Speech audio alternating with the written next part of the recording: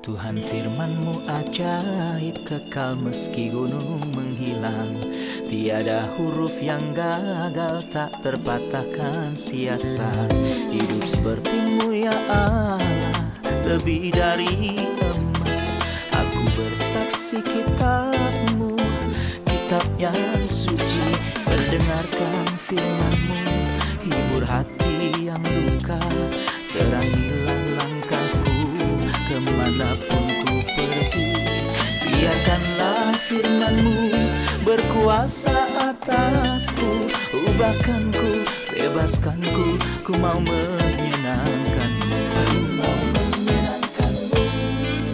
Salam jumpa pemirsa terkasih, saya menyambut Anda sekalian dimanapun Anda berada dalam episode yang terbaru program studi harian kita Semua Kitab Suci.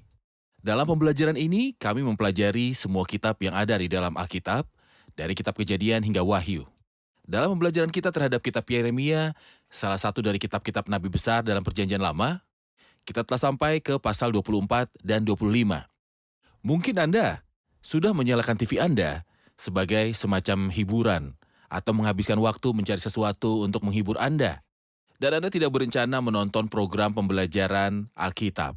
Ini bukanlah suatu kebetulan. Tuhan ingin memberi Anda pesan hari ini. Jadi ikuti pembelajaran ini sampai akhir episode. Temukan apa yang Tuhan ingin katakan kepada Anda dan tanggapilah pesan Tuhan untuk Anda. Jangan lewatkan kesempatan ini dan janganlah Anda berpaling dari firman Allah kepada Anda. Mungkin inilah kesempatan terakhir Anda untuk mendengarkan panggilan Tuhan untuk bertobat dan kembali kepadanya. Untuk memulai, izinkan saya untuk menyambut tamu kehormatan di studio, seorang hamba Tuhan, Saudara Yosef Riyad. Selamat datang, Saudara Yosef. Terima kasih, Saudara Riyad. Kami juga menyambut hadirin di studio, selamat datang. Pemirsa terkasih, kita akan segera memulai pembelajaran hari ini beberapa saat lagi. Tetaplah bersama kami.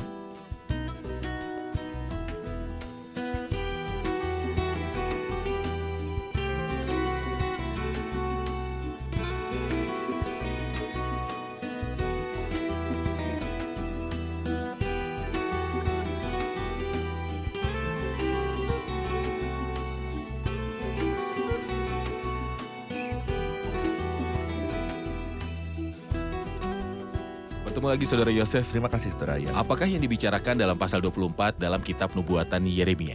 Kita bisa memberinya judul dua keranjang buah ara. Kita telah mempelajari Yeremia secara umum, tidak hanya menggunakan firman Tuhan yang diucapkan, tapi dia juga menggunakan metafora, penggambaran kata ini. Kita melihat ini sebelumnya, misalnya di pasal 13 ketika dia menyembunyikan cawat di sungai Efrat dan kemudian kembali dan menemukan bahwa itu tidak ada gunanya. Dan misalnya ketika dia memecahkan bejana tukang periuk dan mengatakan bahwa Tuhan akan melakukan hal-hal seperti itu terhadap orang-orang. Di sini kita melihat hal ini dalam dua keranjang buah ara. Dalam pasal yang ke-27, dia mengirimkan tali pengikat dan palangku ke seluruh kerajaan yang ingin memberontak melawan Nebukadnezar. Jadi di sini kita melihat salah satu pesan itu tidak hanya didengar tetapi juga dilihat. Tuhan memperlihatkan keduanya dua keranjang buah ara. Buah ara yang sangat baik dan buah ara yang sangat buruk. Tuhan bermaksud demikian kepada kedua kelompok bangsa tersebut. Manusia di mata Tuhan selalu dikaitkan dengan salah satu dari dua kelompok, baik yang beriman maupun yang tidak beriman. Diselamatkan atau tidak, binasa. Baik, saya akan membaca beberapa ayat kemudian kembali dan bertanya untuk memberikan manfaat rohani. Pasal 24, lihatlah Tuhan memperlihatkan kepadaku dua keranjang buah ara berdiri di hadapan bait Tuhan. Hal itu terjadi sesudah Nebukadnezar, Raja Babel mengangkat ke dalam pembuangan Yehonia bin Yoyakim, Raja Yehuda, beserta para pemuka Yehuda, tukang dan pandai besi dari Yerusalem, dan membawa mereka ke Babel. Keranjang yang satu berisi buah ara yang sangat baik, seperti buah ara bungaran, tetapi keranjang yang lain berisi buah ara yang jelek yang tidak dapat dimakan karena jeleknya. Lalu berfirmanlah Tuhan kepadaku, apakah yang kau lihat, hai Yeremia? Maka jawabku, buah ara yang baik, itu sangat baik. Dan buah ara yang jelek yang tak dapat dimakan karena jeleknya.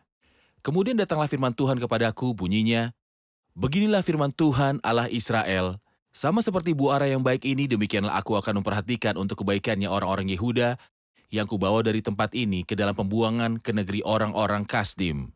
Maka aku akan mengarahkan mataku kepada mereka untuk kebaikan mereka, Dan aku akan bawa mereka kembali ke negeri ini. Aku akan membangun mereka bukan meruntuhkannya, aku akan menanam bukan mencabutnya. Aku akan memberi mereka suatu hati untuk mengenal aku, yaitu bahwa akulah Tuhan. Mereka akan menjadi umatku dan aku ini akan menjadi Allah mereka. Sebab mereka akan bertobat kepadaku dengan segenap hatinya.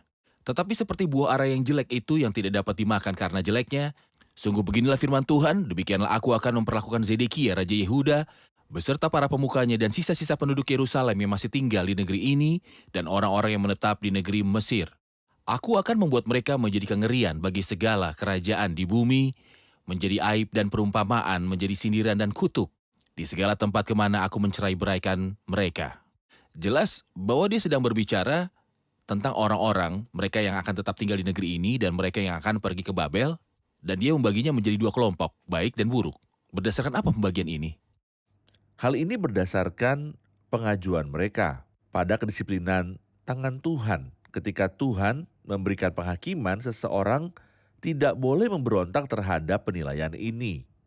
Ketika Tuhan mengeluarkan penghakiman, saya harus tunduk kepada penghakiman ini. Dalam kitab Bilangan, orang-orang mengirim mata-mata untuk mata-matain negeri itu. Dan mereka sambil menangis karena tanahnya bagus, tapi mereka mengatakan bahwa mereka tidak dapat mengambil kepemilikannya.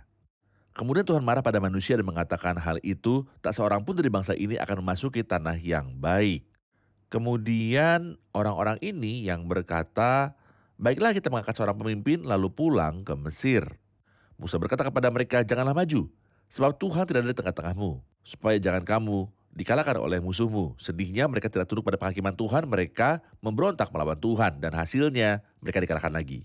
Ketika Tuhan mengeluarkan penghakimannya, salah satunya solusi adalah tunduk pada penghakiman Tuhan. Tuhan murka terhadap manusia dan dia memutuskan pembuangan mereka ke Babel dan pemberontakan melawan hal itu tidak akan pernah membantu. Pemberontakan terlihat jelas di sini dengan tinggal di negeri itu dan tidak pergi ke Babilonia. Bukan saja mereka menolak untuk pergi, Ini adalah buah ara yang ingin buruk. bertarung. Buah ara yang buruk terlihat jelas di negara ini. Benar. Sedang buah ara yang baik melambangkan orang-orang yang menanggapi penghakiman ini dan pergi ke Babel. Baiklah, menurut logika manusia kita akan berpikir bahwa yang pergi ke Babel adalah buah ara yang buruk. Dan yang tinggal di tanah itulah buah ara yang Benar. baik. Tapi ini tidak benar.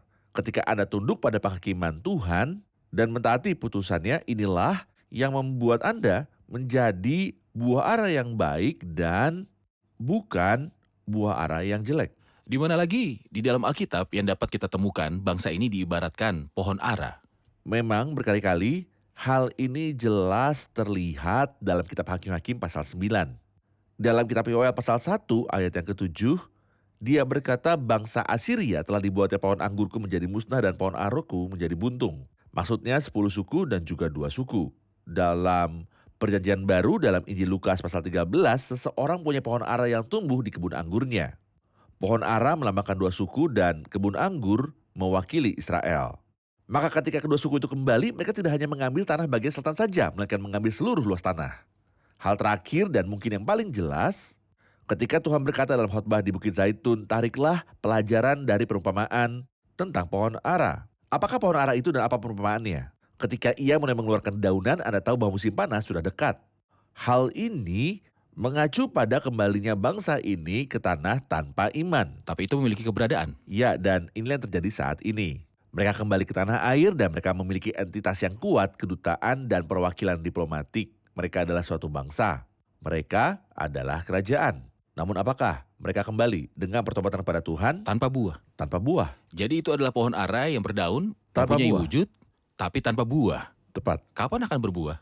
Buahnya akan datang pada akhir masa kesusahan besar. Tuhan akan bawa mereka ke dalam kesaran besar, sehingga mereka mengakui dosa mereka, akan menyusahkan mereka supaya mereka merasakannya. Ketika dia menyusahkan mereka dan mereka bertobat dan melihat anak manusia turun dari surga, mereka akan meratapi dia.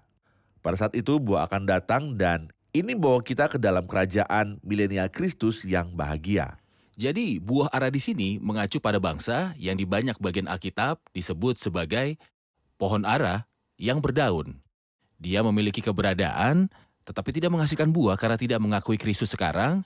Ya, Mereka akan berbuah ketika mereka akan menerima Mesias di masa depan. benar. Saya butuh komentar Anda pada saat menubuatkan nubuat ini seperti pada ayat yang pertama dan kedua yang berkata, sesudah Nebukadnezar Raja Babel mengangkut ke dalam pembuangan, Yehonya bin Yoyakim Raja Yehuda. Kapan ini terjadi? Kita dapat mengatakan bahwa penglihatan ini terjadi pada awal pemerintahan Zedekia karena ketika Yehonia ditawan, Nebukadnezar mengangkat Zedekia yang merupakan raja terakhir. Ia memerintah selama 11 tahun, kemudian pada tahun ketiga dan terakhir gelombang pengasingan ke Babilonia datang. Seolah-olah Tuhan masih memperingatkan mereka. Di penghujung sejarah bangsa ketika mereka sebagai sebuah kerajaan dan rumah.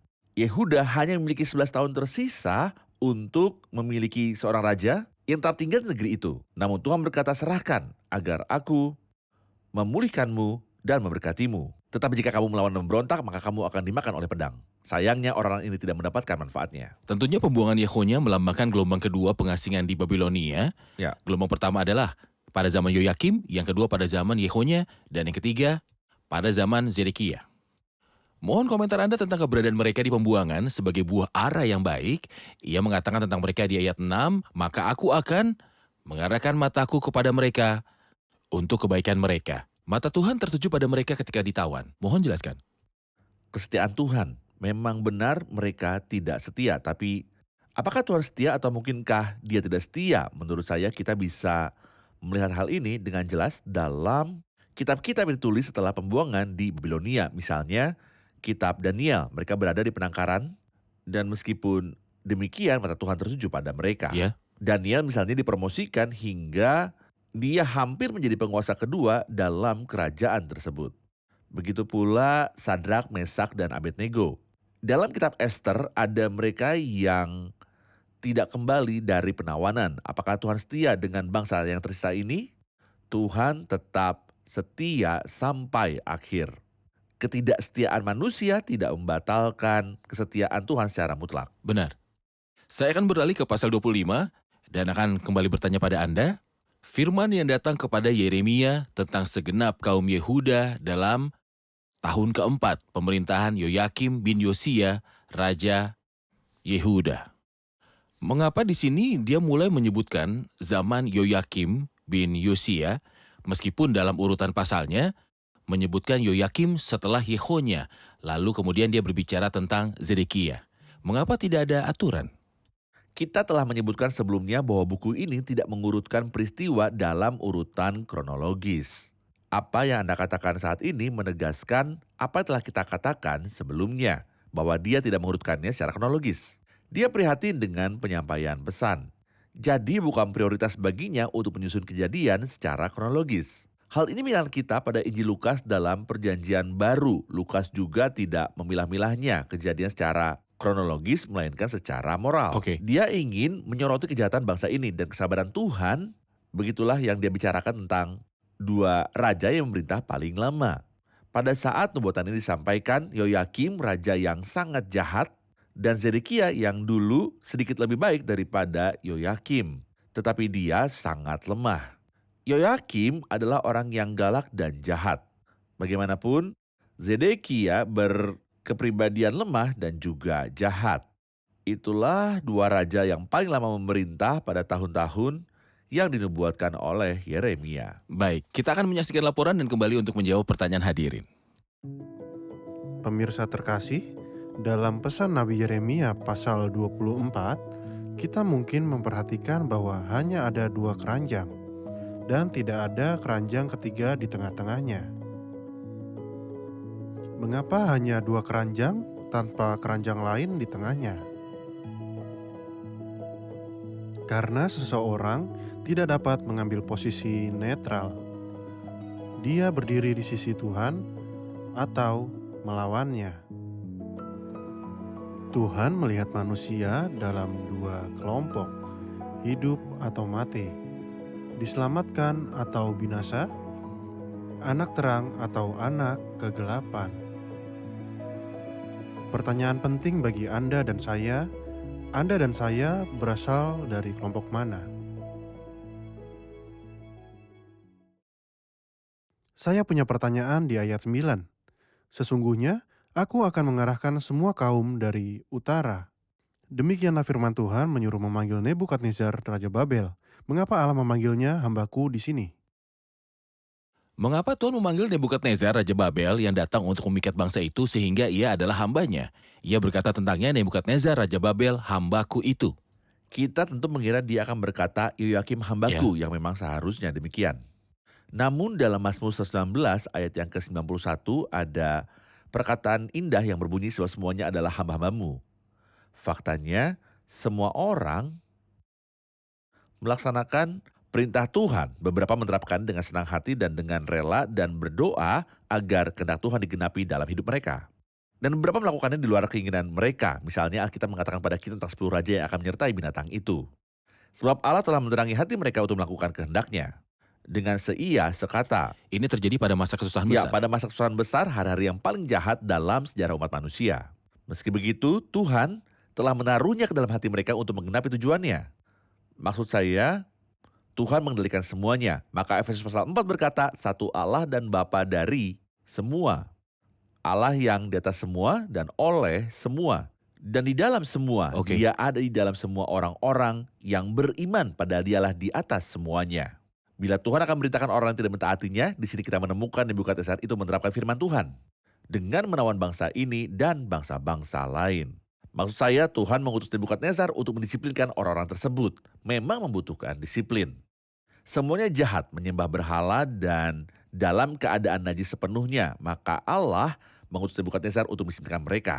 Jadi, Nebukadnezar menerapkan kehendak Tuhan dan dari sisi ini dia memang adalah hamba Tuhan. Namun sayangnya seperti biasa, bagi manusia dia melampaui batasnya. Ya. Dan dia pikir agar melalui dialah dia dapat membangun kota itu dengan kekuatannya yang besar dan demi kehormatan yang mulia. Itu sebabnya pada Benar, hari-hari yang akan datang, Babilonia sendiri akan hilang juga. benar. Dalam Kisah Para Rasul, Rasul Petrus berkata tentang orang Yahudi yang membunuh Kristus, yang mereka lakukan adalah karena penetapan dan tujuan pengetahuan sebelumnya tentang Tuhan. Mereka Benar. melaksanakan kehendak Tuhan, tetapi Benar, ini tidak membebaskan mereka dari Tanggung tanggung jawab. jawab dan kekejaman. benar. Mulai dari ayat 10 ia berkata, aku akan melenyapkan dari antara mereka suara kegirangan dan suara sukacita, suara pengantin laki-laki dan pengantin perempuan, bunyi batu kilangan dan cahaya pelita.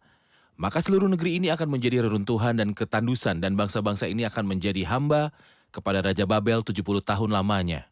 Kemudian, sesudah genap ke-70 tahun itu, demikianlah firman Tuhan, maka aku akan melakukan pembalasan kepada Raja Babel dan kepada bangsa itu oleh karena kesalahan mereka. Mengapa penetapannya 70 tahun?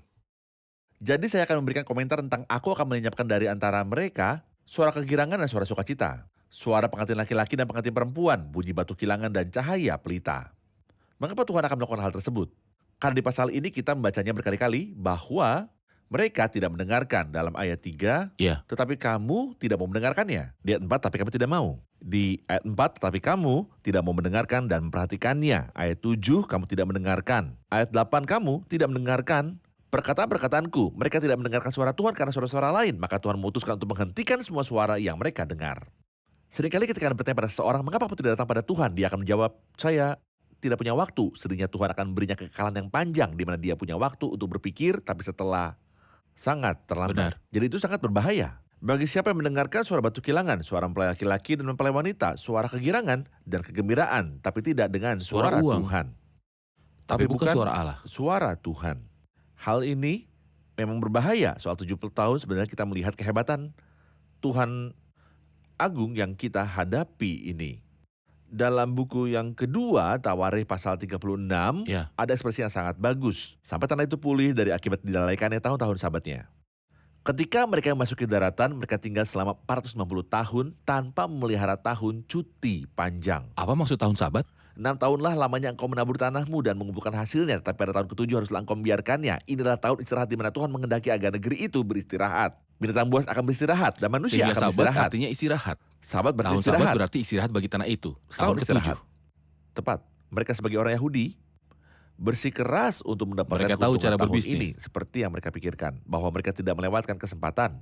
Itu sebabnya Tuhan membuat sesuatu yang sangat aneh. Dia mengutus Nebukadnezar. Saat ini kita menggunakan kata kolonialisme. Penjajah biasanya memanfaatkan pengembangan dan membangun satu lahan, namun masyarakatnya tidak memanfaatkannya. Nebukadnezar adalah kebalikan dari kolonialisme. Dia tidak membangun tanah ini. Dia Sebaliknya, merusaknya. dia membiarkannya hancur. dan tidak tertanam. Mengapa? Agar tanah dapat menikmati hari Sabat 70 tahun.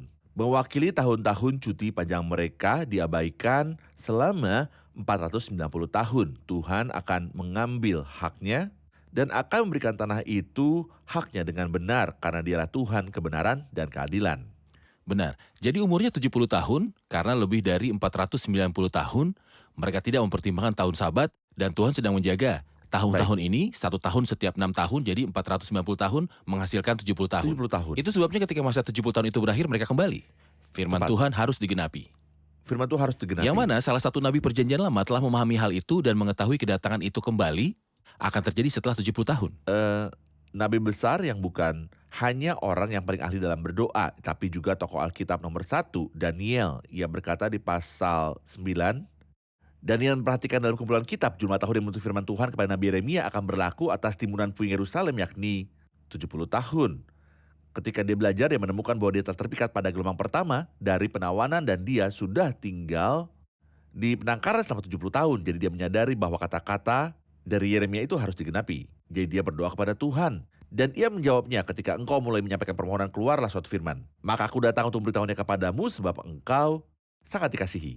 Saya ingin mengatakan, saudara ayat, bahwa Alkitab ini berbeda dari semua kitab bumi karena itu adalah satu-satunya kitab nubuatan. Iya. Kita mempunyai 2 jenis nubuatan. Ada nubuatan yang telah digenapi dan dicatat di sini untuk meningkatkan kepercayaan kita pada Alkitab.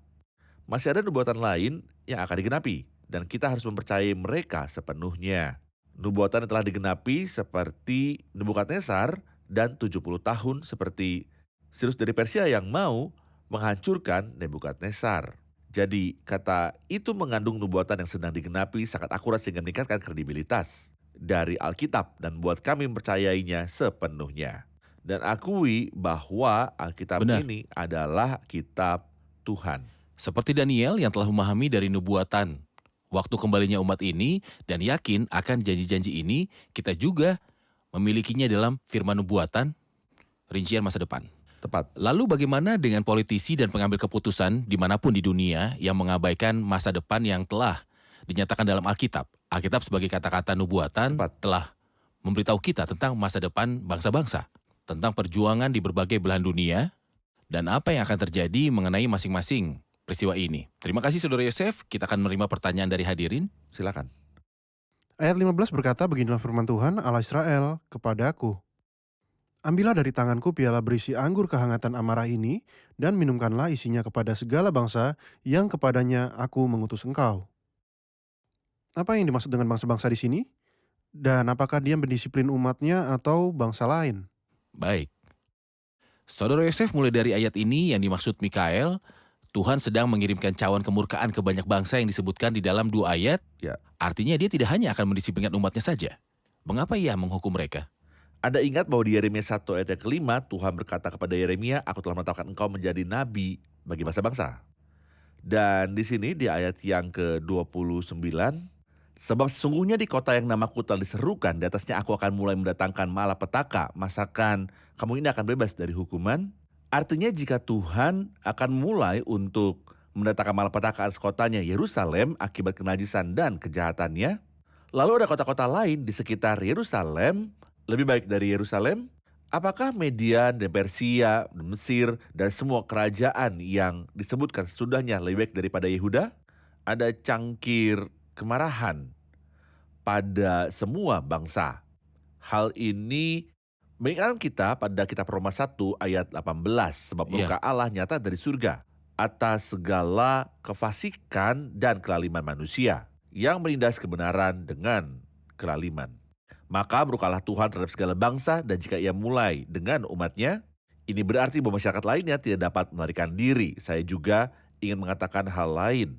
Setelah Raja Babel menyebabkan kerajaan-kerajaan untuk minum dari cawan kemarahan, kita membaca di ayat 26, juga Raja Sesak akan minumnya sesudah mereka. Sesak adalah Babel. Dan tentu kita tahu Babilonia sekarang sudah menjadi reruntuhan. Itu sudah rusak sejak lama dan dulu tidak dibangun dan tidak akan dibangun selamanya. Saya ingin tambahkan sesuatu di bagian akhir dan mengatakan bahwa ada secangkir kemarahan yang akan Tuhan berikan kepada siapapun yang menolak untuk bertobat. Namun ada juga cawan keselamatan yang kita baca di Mazmur 116. Aku akan mengangkat piala keselamatan dan akan menyerukan nama Tuhan. Selanjutnya ada juga secangkir kenikmatan dan kenyamanan. Yang dimaksud dengan pialaku penuh melimpah. Dan juga, ya Tuhan, Engkaulah bagian warisanku dan pialaku. Anda harus memilih mana yang akan diminum, cawan kemarahan, atau cawan keselamatan dan kenikmatan. Kita tidak boleh lupa bahwa kita menerima cawan keselamatan dan kenikmatan ketika Tuhan menerima cawan murka Allah bagi kita lewat pengorbanannya. Benar. Terima kasih Saudara Yosef, Tuhan berkati. Kita rangkum episode ini bersama hadirin.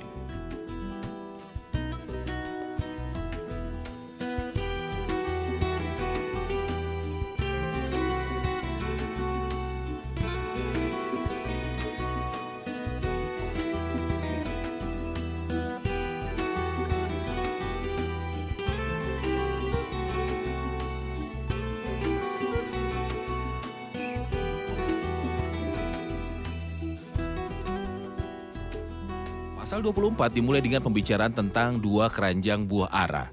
Buah ara yang baik dan buah ara yang jelek. Apa yang dimaksud dengan kedua keranjang ini? Orang-orang yang menjadi sasaran pembuangan itu ada dua kelompok. Kelompok yang menerima untuk ditawan dan itu mewakili buah ara yang baik karena mereka tunduk pada disiplin dan merendahkan diri di bawah tangan Allah. Mereka yang tinggal di kota dan menolak penawanan melambangkan buah ara yang buruk, yang akan mengalami kematian dan kehancuran ketika mereka menolak disiplin Tuhan. Menerima buah ara yang buruk karena menolak Buah ara disiplin yang Allah. Di bagian mana lagi di dalam Alkitab terdapat bangsa ini diumpamakan sebagai pohon ara? Tuhan sendiri berkata, tariklah pelajaran dari perumpamaan tentang pohon ara. Apabila ranting-rantingnya melembut dan mulai bertunas, kamu tahu bahwa musim panas sudah dekat. Ini berhubungan dengan kembalinya politik mereka dan berkumpulnya mereka sebagai kerajaan. Namun mereka tidak menghasilkan buah dan tidak ada ibadah.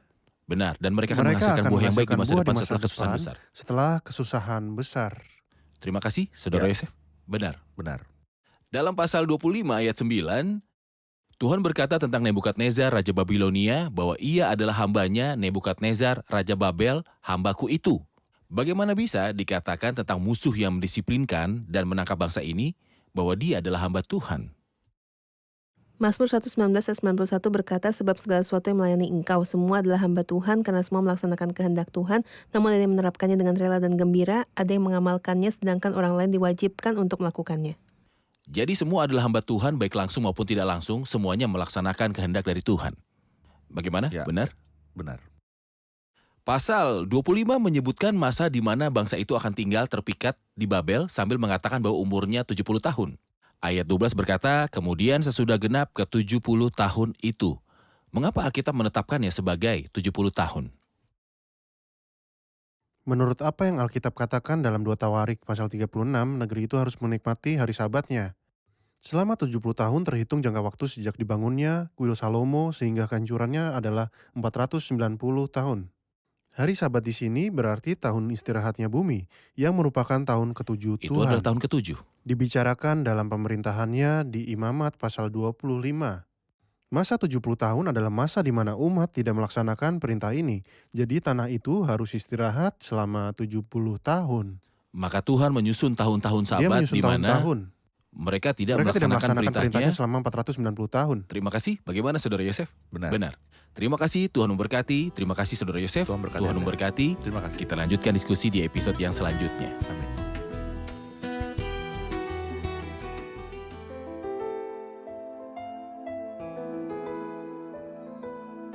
Tuhan firman-Mu ajaib, kekal meski gunung menghilang.